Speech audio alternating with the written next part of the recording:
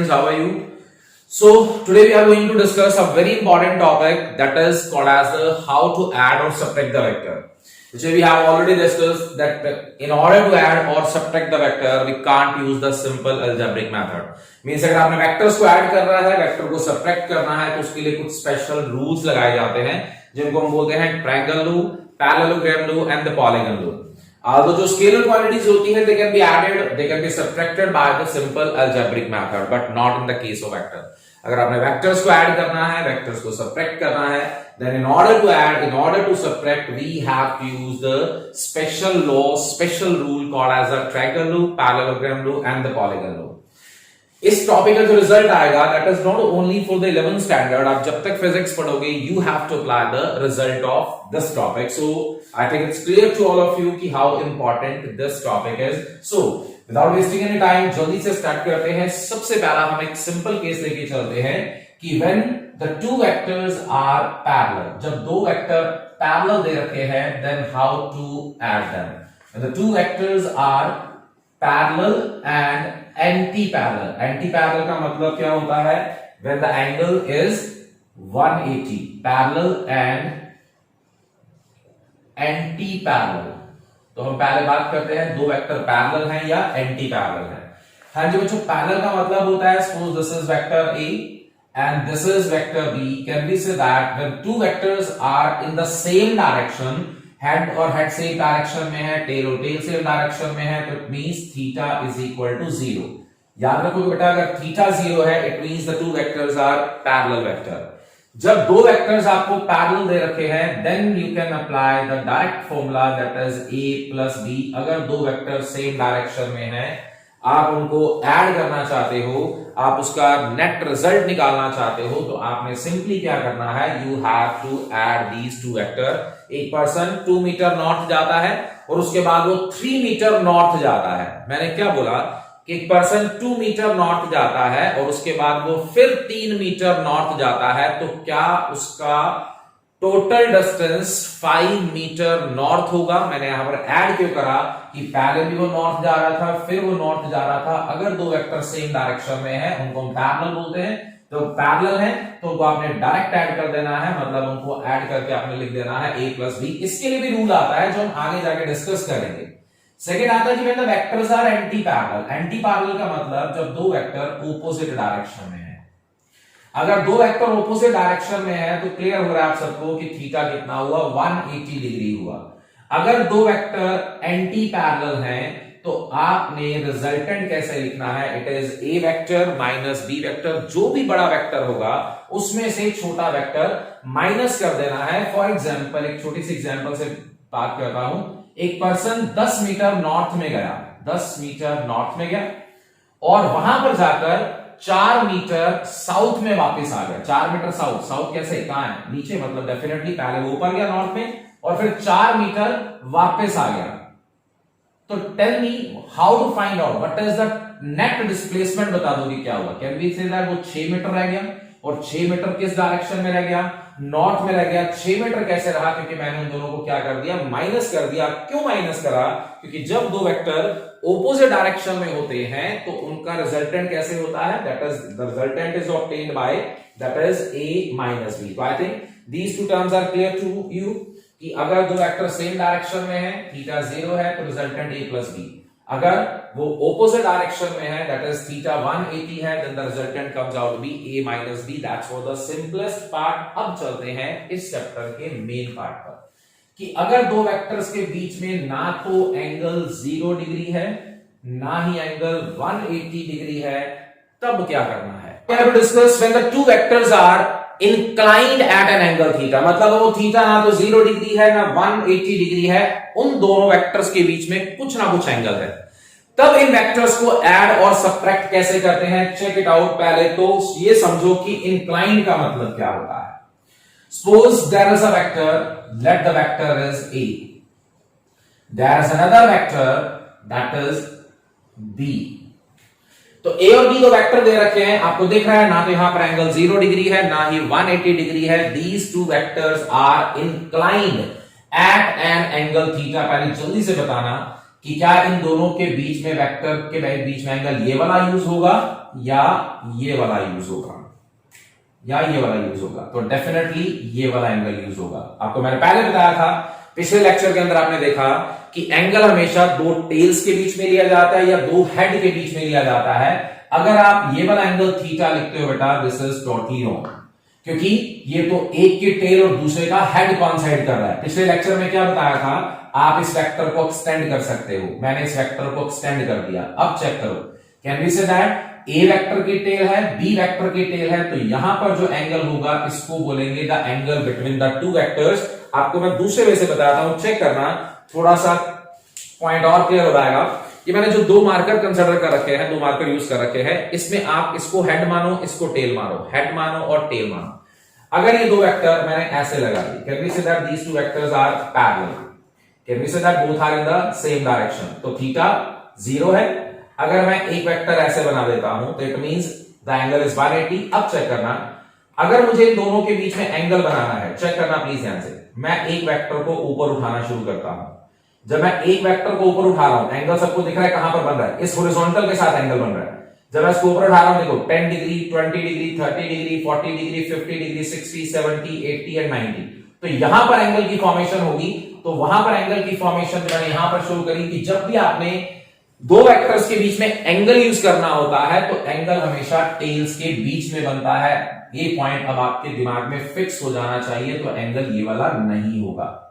Now my question is कि अगर दो वेक्टर्स ना तो पैरेलल हैं ना ही एंटी पैरेलल हैं, तब क्या करें? When the two vectors are inclined at an angle, जो मैंने अभी बताया, inclined कितने एंगल पर है? थीटा एंगल पर है। Then in order to subtract these two vectors, तीन स्पेशल लॉ बनाए गए। The three special rules are, the first one is triangle law, second is the parallelogram law, and third one is the polygon law। तो start करते हैं पहले से, that is called as a triangle law of vector addition। According to that, if the two vectors are represented by the two sides of a triangle, मैं दो vector बना रहा हूं, if the two vectors are represented by the two sides of a triangle, then their resultant is represented by the third side of a triangle। Triangle की तीन sides होती हैं।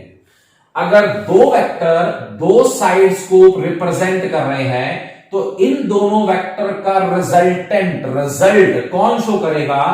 Third side show करेगी। So third side is for the resultant taken in the opposite order. अब opposite order क्यों लिखा? Check करो, एक वेक्टर का हेड और दूसरे वेक्टर की टेल मिल रही है, इसको बोलते हैं सेम ऑर्डर। सेम ऑर्डर का मतलब हेड विद द टेल, फिर हेड विद द टेल, फिर हेड विद द टेल, इसको बोलते हैं सेम ऑर्डर। देखो, एक वेक्टर का हेड, दूसरे वेक्टर की टेल, दूसरे वेक्टर का हेड, तीसरे वेक्टर की टेल, तीसरे वेक्टर का हेड, चौथे वेक्टर की टेल, इसको बोलते हैं सेम ऑर्डर। और अगर मैं यहां पर आकर ऐसे ज्वाइन कर दूं, कैन वी से दैट ये वाला पार्ट क्या आ गया? चौथे वेक्टर का हेड और पहले वेक्टर या पांचवें वेक्टर का हेड मिल गया, तो इसको बोलते हैं रिवर्स ऑर्डर। तो इस चीज का ध्यान रखना बेटा, छोटे छोटे पॉइंट्स हैं, अगर आपने वहां पर मेंशन नहीं करे, गलत कंसीडर होगा, आपका टॉपिक सारा गलत कंसीडर होगा। If the two vectors are represented by the two sides of a triangle, then their resultant is represented by the third side of a triangle taken in the opposite order। अगर मैं same order की बात करता तो क्या same order में ऐसे बनाना होता? ये देखो, इसको बोलते हैं सेम ऑर्डर। कैसे बना सेम ऑर्डर? पहले वेक्टर का हेड, दूसरे की टेल, दूसरे वेक्टर का हेड और तीसरे वेक्टर की टेल, तीसरे वेक्टर का हेड और पहले वेक्टर की टेल, इसको बोलते हैं सेम ऑर्डर। तो सेम ऑर्डर नहीं है बेटा, it is taken in the opposite order. ये भी मैंने आई थिंक पिछले लेक्चर में बताया था कि अगर ये सेम ऑर्डर हो जाता तो आंसर 0 हो जाना था। I think the statement of the triangle law is completed, so please listen very. अब इसको ड्राइव करते हैं। Now we are going to discuss a very important formula जो आपको हर जगह पर यूटिलाइज करना है। ट्रायंगल लॉ मैं करवाऊंगा, पैरेललोग्राम लॉ की सिर्फ और सिर्फ डायग्राम चेंज है, बाकी सारा का सारा रिजल्ट, सारा टॉपिक एज इट इज है। सो आई डोंट थिंक सो कि इसमें किसी को प्रॉब्लम आएगी। सो चेक इट आउट, कैसे हमें ट्रायंगल लॉ को कंप्लीट करना है। अभी हमने क्या पढ़ा, if the two vectors are represented by the two sides of a triangle, एक वेक्टर ए बना दिया, एक वेक्टर बी बना दिया, देन अभी क्या बताया था, these two vectors are inclined, inclined मतलब ये वाला एंगल होता है, but I think it's clear to all of you, I don't think so कि इसके ऊपर मुझे बार बार एम्फेसाइज करना है, ये आपको एंगल क्लियर हो चुका है कि दो वेक्टर के बीच में एंगल कैसे बनाते हैं, उनके टेल्स के बीच में एंगल होता है, तो इस चीज को ध्यान रख लेना है। तो बेटा मैंने दो वेक्टर बनाए, the two vectors are inclined at an angle theta. अभी क्या पढ़ा, then their resultant is represented by the third side of a triangle, ये मैंने बना दिया, let this point is O, this point is P, this point is S, लिख देता हूं। So the two vectors are represented, the two vectors are inclined at an angle theta, the two vectors are represented by the two sides of a triangle, then their resultant is represented by the third side of a triangle taken in the opposite order. Now we have to prove, we have to find out this result, हमें इस resultant को find out करना है। तो क्या कर रहा हूं मैं S से एक परपेंडिकुलर ड्रॉ कर रहा हूं, draw a perpendicular on producing OP, OP को मैंने प्रोड्यूस करा और वहां से एक परपेंडिकुलर ड्रॉ कर दिया, तो परपेंडिकुलर मीन से एंगल आपके पास कितना हो गया, 90 डिग्री हो गया। So our process is to calculate the resultant. जैसे दो वेक्टर पैरेलल में थे, पैरेलल थे, थीटा 0 था, तो रिजल्टेंट a प्लस बी आ गया था। अगर दो वेक्टर एंटी पैरेलल थे तो रिजल्टेंट आ गया था a माइनस बी। अब क्वेश्चन क्या बन रहा है कि अगर दो वेक्टर के बीच में एंगल थीटा है, इंक्लाइंड है, तब उनका रिजल्टेंट क्या आएगा, क्या वो a प्लस बी आएगा, क्या वो a माइनस बी आएगा, या कुछ और आएगा, वो हमें अब कैलकुलेट करना है। So let look at the board very carefully. So we are once again we are going to calculate this value. सबको बड़े वाले ट्रायंगल दिख रही है, ट्रायंगल SOM, ये बड़े वाले ट्रायंगल में बात कर रहा हूं। इस बड़े वाले ट्रायंगल के अंदर पाइथागोरस अप्लाई करना है हमें, पाइथागोरस अप्लाई करता हूं, इट इज OS का स्क्वायर। बेटा हम पहले क्या निकाल रहे हैं, मैग्नीट्यूड निकाल रहे हैं। आप सबको पता है वेक्टर के अंदर दो चीजें होती हैं, मैग्नीट्यूड होता है और डायरेक्शन होती है। तो हम पहले मैग्नीट्यूड निकालेंगे और फिर निकालेंगे डायरेक्शन। तो मैंने पाइथागोरस लगाना है, इज इट OS का square is equal to OM का स्क्वायर प्लस SM का square. I think it's clear to you. बच्चों OS किसके इक्वल है, this is equal to R square. क्या मैं पूरे OM को OP प्लस PM लिख सकता हूं, डेफिनेटली लिख सकता हूं, OP प्लस PM का स्क्वायर प्लस SM का square. So R square is equal to A plus B का होल स्क्वायर क्या होता है बेटा, A square plus B square plus 2AB plus SM का स्क्वायर। अब बेटा जो जो वैल्यूज हमें पता है वो लिख लेते हैं और बाकी हम फाइंड आउट करेंगे। ध्यान से देखो, OP कितना है, दिस इज A, वेक्टर मत लगाना क्योंकि हम मैग्नीट्यूड निकाल रहे हैं, प्लस PM। हाँ जी बच्चों, PM की वैल्यू हमें नहीं पता, छोड़ रहा हूं, ये निकालेंगे हम वैल्यू, प्लस अगेन 2, OP कितना है, दैट इज A, PM नहीं पता है, प्लस SM, क्या हमें SM की वैल्यू पता है, ये भी नहीं पता है, तो इसको भी एज इट इज लिख देता हूं, दिस इज SM का स्क्वायर। आई थिंक यहां तक सबको समझ आ चुका है। अब मेरे पास दो वैल्यूज नहीं है, एक तो मुझे PM नहीं पता है, एक मुझे SM नहीं पता है। So in order to calculate these PM and SM, क्या करता हूं, छोटे वाले ट्रायंगल देखोगे सारे बच्चों, this small triangle, triangle SPM, this is the triangle SPM। Trigonometry सबको आती है। इस छोटे वाले ट्रायंगल के अंदर मुझे साइन थीटा ध्यान से देख के बताना क्या बनेगा। साइन थीटा क्या होता है बेटा, परपेंडिकुलर अपॉन हाइपोटेन्यूज। परपेंडिकुलर सबको दिख रहा है SM है, हाइपोटेन्यूज सबको दिख रहा है PS है, मुझे SM निकालना है, तो क्या मैं लिख सकता हूं, SM is equal to PS into sine theta. अब PS भी सबको पता है, what's the value of PS कौन सा था बेटा, vector B। So can we say that PS हो गया B sin थीटा। तो देखो मैंने एक फैक्टर निकाल दिया, कौन सा निकाल दिया, SM निकाल दिया। अब रह गया सिर्फ एक फैक्टर, क्या, PM निकालना। फिर वापस से ही छोटे वाले ट्रायंगल, ट्रायंगल PSM या SPM। फिर इसी ट्रायंगल के अंदर मैं cos थीटा लगाता हूं। बच्चों cos याद है सबको, बेस अपॉन हाइपोटेन्यूज। बेस कितना है, दिस इज PM, हाइपोटेन्यूज क्या है, it is PS, hypotenuse PM और divide by PS as it is PM निकालना है, तो PM इज इक्वल टू वापस क्या बन गया, it is PS cos theta.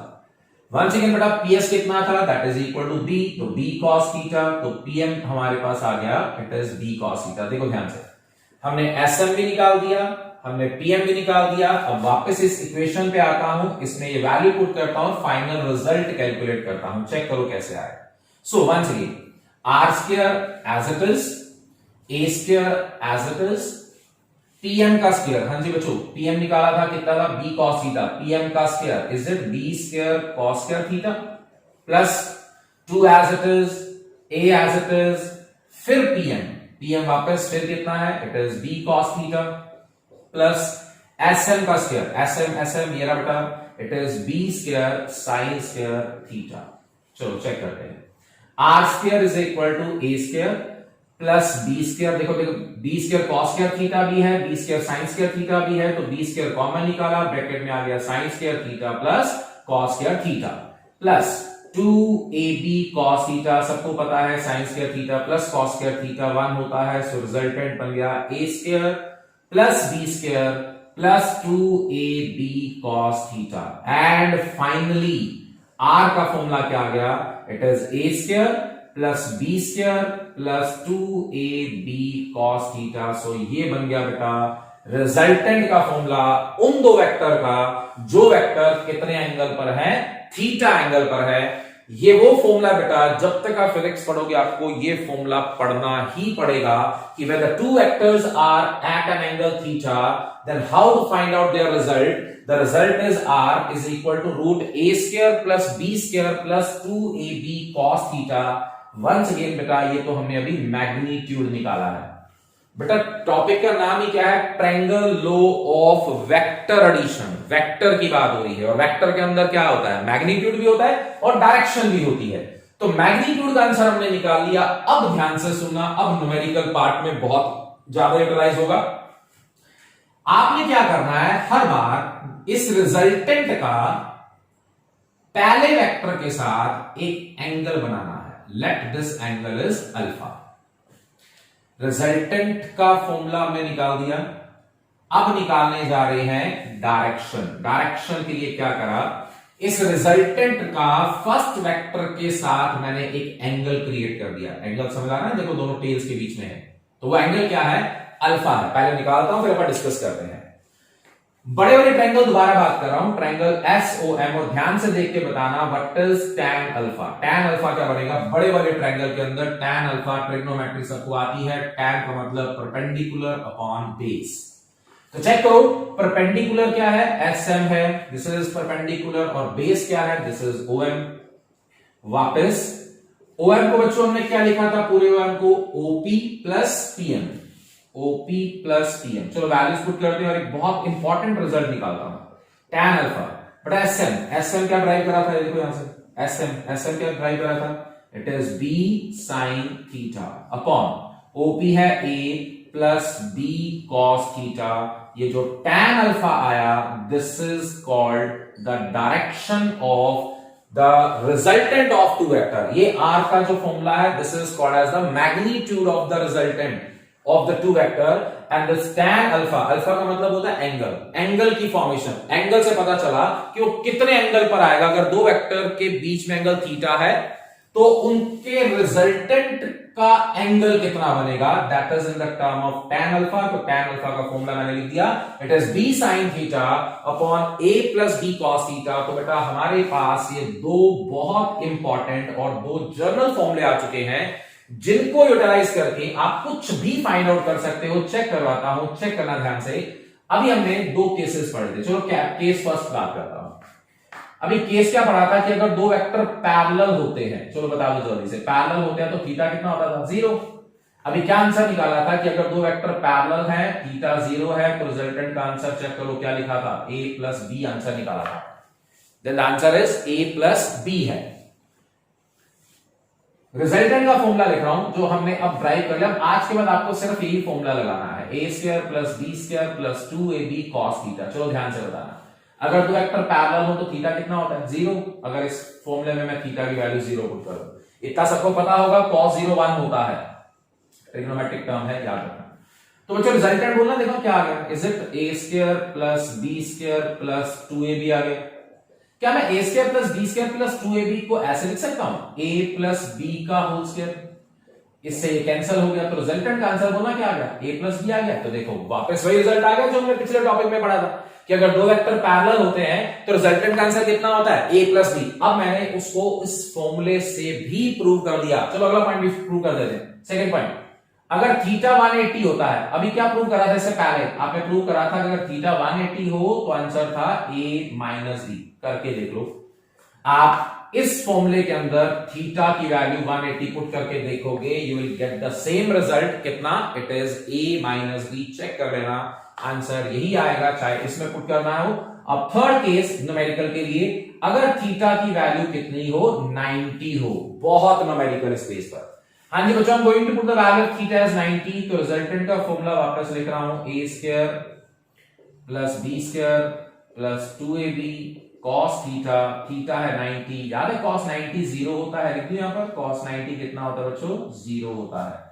तो ध्यान से बताना रिजल्टेंट का आंसर कितना आ गया, the answer of resultant comes out to be a square plus b square. बच्चों इतने कॉन्सेप्ट हैं इसके बेस पर, अगर कोई बच्चा ध्यान से, जिसने पहला लेक्चर सुना है, मैंने जब यूनिट वेक्टर बताया था यही बताया था, चेक करना और कोरिलेट तुमने करना है। एंड देन फिर भी अगर कोई डाउट लगे तो मेरे से पूछना है, पहले अपना दिमाग लगाना है कि इस फॉर्मूले का यूनिट वेक्टर के मैग्नीट्यूड को जब हमने निकाला था उसके साथ क्या कोरिलेशन है, थोड़ा सा बेटा खुद भी ट्राई करना है। सारी 11th के अंदर स्पून फिटिंग नहीं रहेगी, डेफिनेटली जब आप इनको खुद ट्राई करोगे, चीजें जब तुम्हें खुद समझ आएंगी, खुद निकाल के देखोगे, तो तुम्हारा कॉन्फिडेंस लेवल जो होता है वो बहुत बिल्ड होता है। ये तो आपने मैग्नीट्यूड निकाल दिया, चलो मुझे बताओ डायरेक्शन कैसे निकालो। डायरेक्शन का मतलब tan अल्फा निकालना है।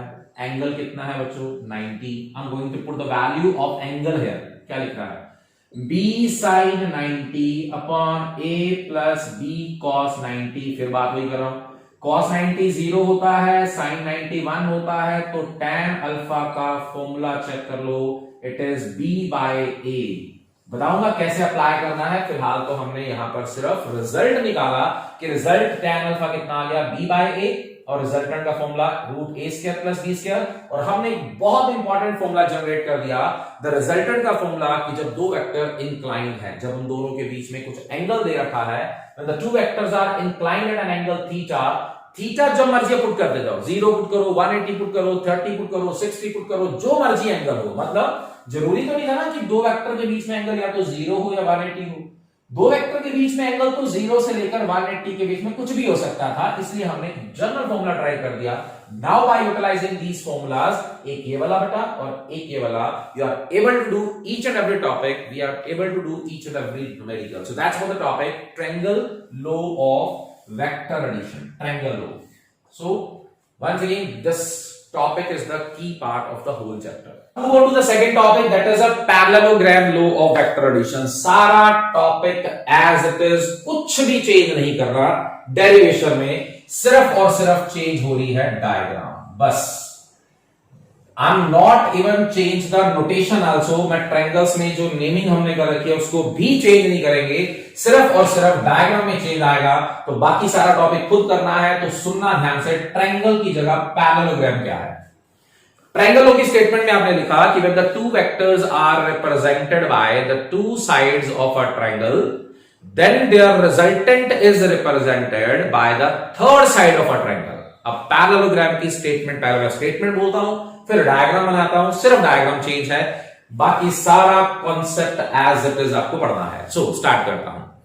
According to the parallelogram law of vector addition, if the two vectors are represented by the two adjacent sides of a parallelogram, वहां पर लिखते थे two sides of a triangle, यहां मैं बोल रहा हूं the two adjacent sides of the parallelogram, then their resultant is represented by the diagonal of a parallelogram। वहां पर था third side of a triangle, यहां पर है diagonal of the parallelogram। अब इसको प्रॉपर एग्जैक्ट स्टेटमेंट बोल रहा हूं। अब ध्यान से, जिन बच्चों ने लिखना चाहते हो लिख सकते हो। If the two vectors are represented both in magnitude and direction by the two adjacent sides of a parallelogram, then their resultant is represented both in magnitude and direction by the diagonal of a parallelogram, मतलब वहां पर third side थी, यहां पर simply क्या हो गया, diagonal हो गया। चेक करो, बस डायग्राम के ऊपर कॉन्सेंट्रेट करना है। एक वेक्टर ए वेक्टर, एक ये रहा बी वेक्टर, दोनों के टेल है, तो आई डोंट थिंक सो किसी को प्रॉब्लम होनी चाहिए। क्या करते हैं, ऐसे दोनों साइड को यूटिलाइज करके आप एक क्या बना लो, पैरेललोग्राम बना लो। आपको पता है अगर ये ए है तो ये भी ए होता है, अगर ये बी है तो ये भी बी होता है। और जल्दी से बता दो कि क्या मैं ए और बी के बीच में एंगल थीटा लिख सकता हूं, और यही एंगल यहां पर भी होगा। चेक करो जल्दी, ये एंगल यहां पर होगा ना, क्योंकि क्या करूं, अगर मैं ए को आगे प्रोड्यूस कर दूं जैसे पिछले टॉपिक में था, तो ये एंगल क्या होगा, थीटा, और ए और बी के बीच में एंगल क्या होगा, थीटा। आपको पता है एंगल हमेशा दो टेल्स के बीच में लेना होता है। If the two vectors are represented by the two sides of a parallelogram, then their resultant is represented by the diagonal। क्या ये diagonal है, दिख रहा है सबको, क्लियर हो चुका है। वापस नेमिंग हुई कर रहा हूं, OPS। वापस S से परपेंडिकुलर ड्रॉ कर दो, क्या बन गया, SM बन गया। अगर मैं इस पैरेललोग्राम की अपर पार्ट को मैं हाइड कर देता हूं, चेक करना, पिछले डायग्राम में बन गई, सारा पिछला कॉन्सेप्ट बन गया। क्या था पिछला कॉन्सेप्ट, पहले ट्रायंगल एस से हम लिया था, बस उसके बाद सारा एक एक स्टेप एज इट इज चलेगा। एक छोटा सा पॉइंट और बता दो कि टोटल एंगल ये क्या है, थीटा, किसके बीच में है, ए और बी के बीच में। यही एंगल यहां पर है, यही एंगल यहां पर है। याद है रिजल्टेंट का पहले टर्म के साथ एक एंगल बनता है, आप इसको बीटा लिख सकते हो। मतलब सारे टॉपिक में सिर्फ एक स्टेप चेंज होना है, tan अल्फा की जगह क्या लगा दूं, tan बीटा लगा दूं, बस, और कुछ नहीं। वो भी ऐसे सिर्फ, अगर आप नहीं भी चेंज करना चाहते कोई प्रॉब्लम नहीं है। So that's what the topic, statement सभी दोबारा सुनोगे। According to the parallelogram, if the two vectors are represented by the two adjacent side, adjacent मतलब ए है तो ये भी ए है, ये बी है तो ये भी बी है, then their resultant is represented by the diagonal of a parallelogram। जो आपने ट्रायंगल में लिखा third side of a triangle, यहां पर लिखा the diagonal of the parallelogram, और बाकी सारा कॉन्सेप्ट एज इट इज, मैं कुछ भी चेंज नहीं कर रहा हूं। सेम वही रिजल्टेंट का फॉर्मूला, सेम वही डायरेक्शन का फॉर्मूला, सेम वही केसेस, और ये बन गया बेटा आपका सेकंड बहुत important topic. The topic is parallelogram law of vector addition. Please arrows का ध्यान रखना है, बाकी सारा टॉपिक एज इट इज रहेगा। Then move on to the next topic that is called as the polygon law। बेटा mainly यही दो टॉपिक थे। polygon law is not so important, कोई डेरिवेशन नहीं है, बहुत सिंपल सा टॉपिक है, तो इसलिए जो पहले दो टॉपिक करवाए हैं इनके ऊपर फुली कॉन्सेंट्रेट कर लेना। So the next topic is a polygon law। According to polygon, इसमें बस स्टेटमेंट है, कुछ भी नहीं है। If the vectors are represented by the sides of polygon, the opening side बोल सकते हो, पॉलीगन की बहुत सारी साइड्स होती हैं definitely. According to this polygon law, if the vectors are represented by the sides of the polygon taken in the same order, same order समझ आता है, अभी बताया था, head with the tail, head with the tail, head with the tail, head with the tail, then their resultant is represented by the closing side of polygon। can we say that ये side से मैंने इस polygon को close कर दिया, otherwise ये चल रहा था। Taken in the opposite order, opposite order बना दिए, पहले तो ये सारे सेम ऑर्डर में है। If the vectors are represented by the sides of the polygon, then their resultant is represented by the closing side of the polygon taken in the opposite order। आप क्या करते जाओ, इसको ज्वाइन कर दो, इसको ज्वाइन कर दो, ये ऑटोमेटिकली ज्वाइन हो गया। और ये जो रिजल्टेंट आया इसका फॉर्मूला बनेगा a plus B plus C plus D, अगर एक वेक्टर और होता plus E plus F and so on, ये एज इट इज चलता रहेगा।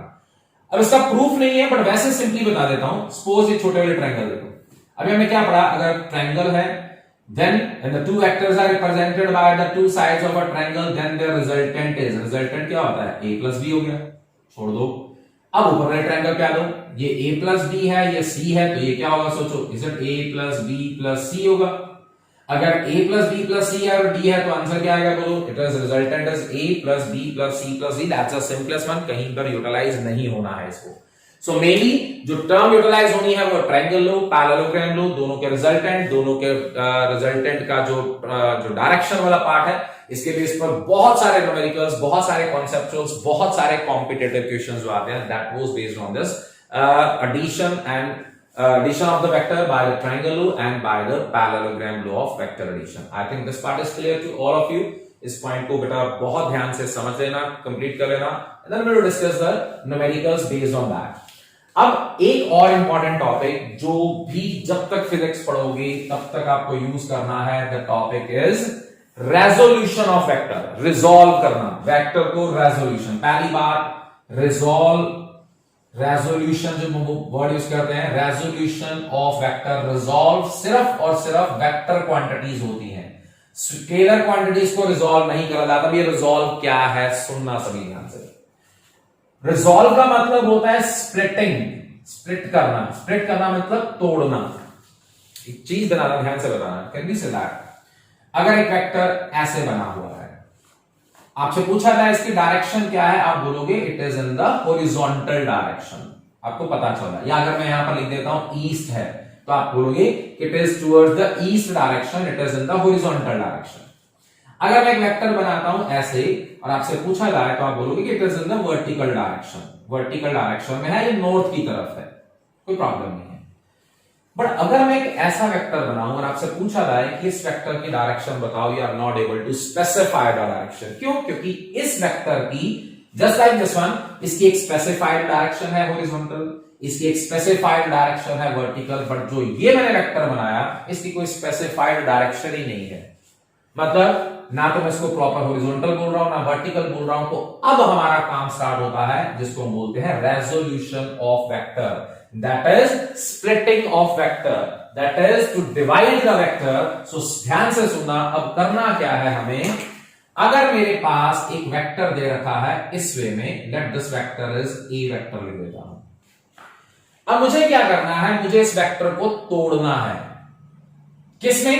या तो 2 एक्सिस में तोड़ना है या 3 एक्सिस में तोड़ना है। तो पहले हम टॉपिक पढ़ रहे हैं resolution of vector into the 2 perpendicular component. मैंने क्या करा, मैंने इस वेक्टर के 2 कंपोनेंट बना दिए, एक बना दिया हॉरिजॉन्टल में और एक बना दिया वर्टिकल में। मतलब इसकी स्पेसिफाइड डायरेक्शन नहीं थी, तो मैंने क्या करा, इस वेक्टर को तोड़ दिया। उसका एक पार्ट बना दिया एक्स एक्सिस में, एक पार्ट बना दिया वाई एक्सिस में, एक बना दिया हॉरिजॉन्टल डायरेक्शन में, एक बना दिया वर्टिकल डायरेक्शन में, जो पहले नहीं था। क्लियर? इस प्रोसेस को हम क्या बोलते हैं, रेजोल्यूशन ऑफ वेक्टर बोलते हैं। दूसरी बार बार बार बोल रहा हूं, रिजॉल्व सिर्फ कौन सी क्वांटिटीज होती हैं, वेक्टर क्वांटिटीज। स्केलर क्वांटिटीज कभी रिजॉल्व नहीं होती और ना कर सकते हो आप।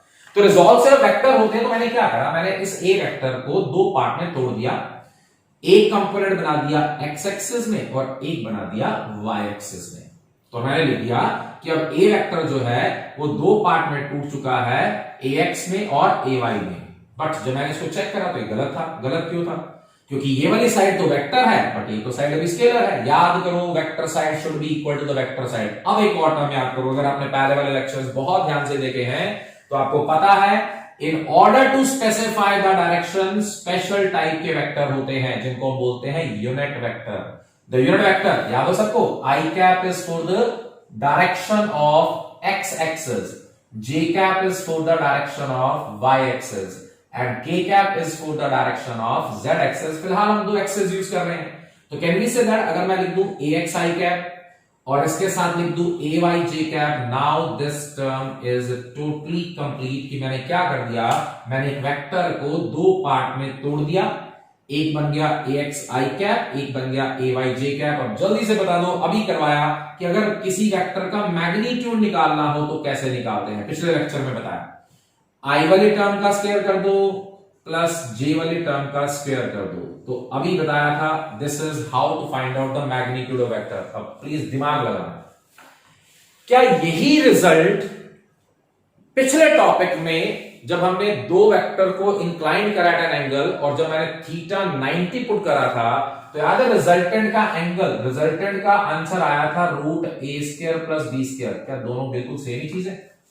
वहां पर भी 2 वेक्टर परपेंडिकुलर थे और यहां पर भी देखो आई कैप और जे कैप, ये दोनों क्या हो गए, परपेंडिकुलर। तो आंसर भी बन गया और उसी के अकॉर्डिंग की रिजल्टेंट का मैग्नीट्यूड जो है that comes out B root A square X plus A square Y. फिलहाल याद रखो, अगर आपको कोई वेक्टर दे रखा है, उसकी स्पेसिफाइड डायरेक्शन नहीं है, तो आप उसको दो पार्ट में तोड़ सकते हो। एक कंपोनेंट बन गया एक्स एक्सिस के अंदर हॉरिजॉन्टल, एक कंपोनेंट बन गया वाई एक्सिस के अंदर, this is called as a vertical. That's what how to resolve a vector into the two component. अब जो मेन पॉइंट पे आते हैं, अब वही सेम पार्ट, अब एक वेक्टर ए है but it is making an angle theta. यहां पर एंगल नहीं था तो एंगल की फॉर्मेशन में स्प्लिटिंग नहीं हुआ, 99.9% ये वाला पार्ट यूटिलाइज होगा। अब आपको रिजॉल्व करना बता रहा हूं, बस दिमाग में फिक्स कर लो एज इट इज, आपको इसको ध्यान में रखना है। एक वेक्टर ए है, इसको मुझे दो पार्ट में तोड़ना है। एक कंपोनेंट है ए एक्स और एक कंपोनेंट है ए वाई।